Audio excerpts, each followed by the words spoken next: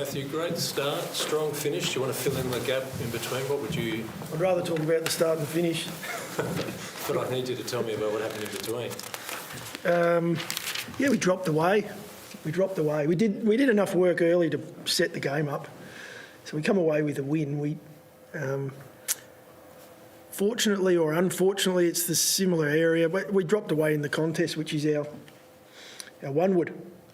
You know, our DNA, as we say, we dropped right off, stoppage, spent time in our back half under pressure, and we weren't able to, get it back on our terms. We did towards the end of the last, thankfully, because it started to look a little bit concerning there. Does that leave maybe a sour taste in your mouth? I know you've broken 5-game losing streak, but does it leave just a little bit of a bad taste in the mouth instead?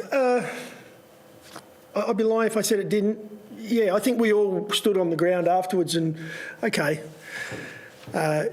result, outcome, great, got what we were after. We came here to win the game of footy, and that's something we haven't done over the last month.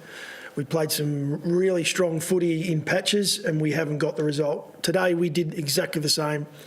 Played some really good, strong footy, especially early, set the game up and finished poorly for our standards, but did enough to win the game of footy. So I talk about we're making progress. We felt like we were making progress and our momentum was positive coming into this game, even though we'd lost 4 or 5. So we get around each other, we enjoy it, we reward what is a good result. And then we'll go to work during the week and we'll look at some of the detail. And we won't have to look hard, we know what it is. It's contested ball and tackle, we got out-tackled, beaten to the hard ball. But when we got that right, the game was on our terms. And I'm not sure this one's going into the archive, this game, or name a game, but we'll take 4 points. On that, conditions tough, but did you lose an impetus like you had in the first quarter to set the agendas?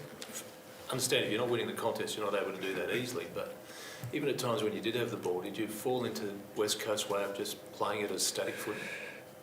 It's hard for me to say at this point. We came out after half-time, for whatever reason, we just went to a style of footy that's very uncharacteristic for us. Not saying we can't do it, but it's not in our character to play that way. So that was unusual, and we'll discuss that as a group and find out what it was, what triggered that. Sometimes it can be the way the oppo is setting up, and they did change a few things to their credit, and this is where we've got to be careful that they lifted the contest, and especially in the last. They bashed us around stoppage, and they got the game on their terms. So some of it is our own doing, some of it is our oppo lifting their game as well. But again, I'll come back to as we did as a playing group, and a coaching group post game. We came back to we did what we needed to do to set the game up for us to get the result we were after, and so that's pleasing. So it's glass half full, glass half empty. Very much positive on where we're going. We played Geelong in Geelong. We played against really good sides. St Kilda, who are fighting up there. These teams are fighting for top 4. Brisbane, and we put on. We played games in patches where we were really pleased with what we put out on the ground. So the momentum was positive.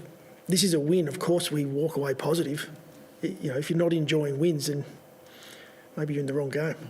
The goal kicking, the accuracy seemed to be a bit better today. I guess you must be happy with the way Tets, Fold and Shane were able to get 3 goals each. Really pleased with the way the forwards. Their overall game, I thought they were really strong today. They competed. When we gave them opportunities, they were strong in the contest. They converted. We still missed a few. Really critical ones that changed the momentum. Laddie thinks he should be going forward after he knocked his through from the pocket. That was interesting hearing his views on it post game. But no, as we said, we've done the work in that space when it comes to converting. So that trend will find its way back to where it was after 4 or 5 rounds, where we sat right up in the top 4 or 5 in the comp. So it's been a disappointing month in that area, but today was a step in the right direction. Fold seemed to backed up, especially in the first half, backed up the game we had against Geelong. I mean, we all kind of are waiting for that moment, where he really starts to make his mark. Do you feel like we're there, or we're approaching it? I like you, I was really pleased with the way he went about it today. And I don't even look at the stats because anyone who was in the stadium would have seen it as well. There was a intensity and a speed, and he went at the footy in the air. This is all the things that he's been working on, and some. He's been doing so much work on both on-field and off-field to get himself to this level, and he deserves the reward for it. He's getting that with some of the footy he's playing. And now, as I've said last week, he's got to put his head down again and go again, because the challenge is you never get there. If you reach the goal, you're not resetting your goals early enough. So really pleased, though, to see him jumping at it and taking the game on. A number of times he showed some speed, which I haven't seen for a while from him, so he's in a good space. What's that speed down to? Is it down to Burjo? Is it, what the... Oh, yeah, it's Burjo, 100% Burjo. It's down to fog. Yeah. It's down to having confidence in yourself, backing yourself, understanding what it is you have as weapons, and what he's done. He's done some really hard work, both physically and mentally. He's done some stuff off field. It's not for me to talk about here, but it's the challenge with our game. It's an easy game from the grandstand. We're all experts. We're all, why not this? Why not that? It's a much tougher game down there. He's done a lot of work to get to where he is, and he's going to have to do even more. And Shane seems to have just been really consistent this season, where he probably hasn't been that consistent in his Crows career to date. He's been, the high-flying marks or the other really good goals, but now it just seems consistent games every week. Yeah, and that where I did joke about Darren. Our high-performance team deserve credit in that space for our entire group, but especially Shane.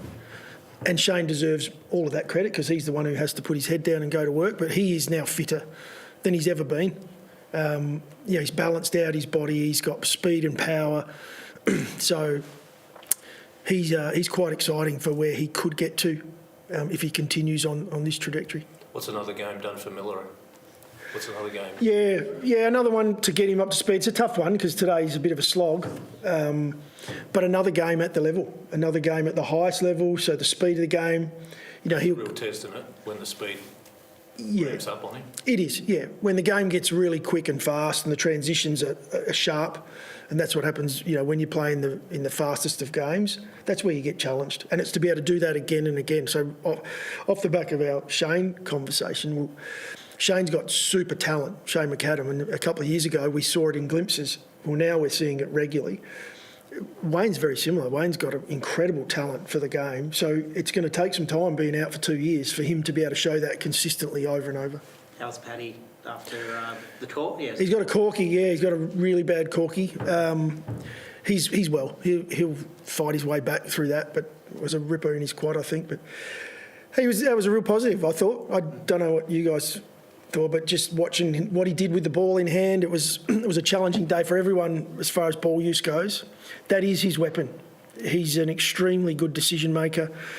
Today he'll probably learn a bit from what he, a number of the times he got the footy, but I thought early he was great. Found a mark on occasions, was really clean with the ball. It's a really positive one for us going forward. Considering you're not playing next week, is that going to bring up some debate about the use of the Medi-sub when you took him off? Well, I hope not. We didn't really have a choice. He couldn't really go on in the game. The cork was quite a big collision. So I guess we make the decision around the player's health first and foremost, and what he can actually do. The rule was designed to only replace players who weren't going to play 12 days later. Yeah. You've got to buy. Some people are going to say that's the misuse of the Medi-sub rule. It's a loophole you can walk through, but it's one that probably the AFL needs to tighten, surely. Well, I'm not on the AFL's board, but we'll always look after our player and make a decision around what we feel's best for the player. And our medical, I don't want to speak for our medical staff, but Paddy wasn't able to go on with the game, so we make that decision. He probably won't be right next week either. I wouldn't have thought. Sorry, I know you touched on Tex yesterday, but if he keeps playing like that, surely there's not going to be much of an issue about whether he gets offered another. I'll just sign his contract for him.